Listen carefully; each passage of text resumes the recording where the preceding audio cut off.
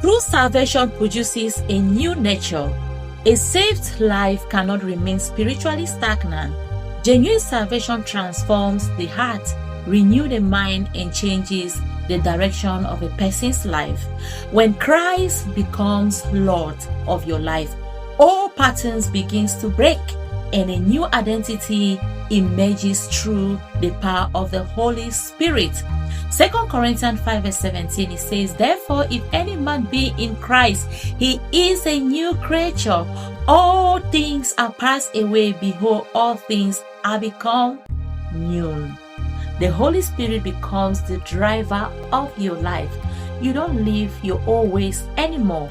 Not because you're strong, but because you now have a new spirit at work in you, directing your life, communicating with you, and telling you this is the way to go, this is the right way to go.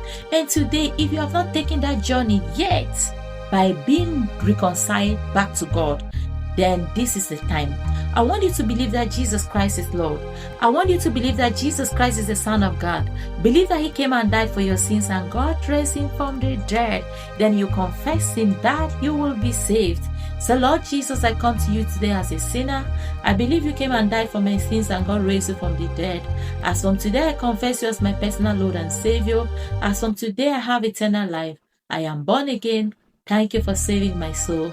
In Jesus' name. Amen. If you made that prayer, congratulations.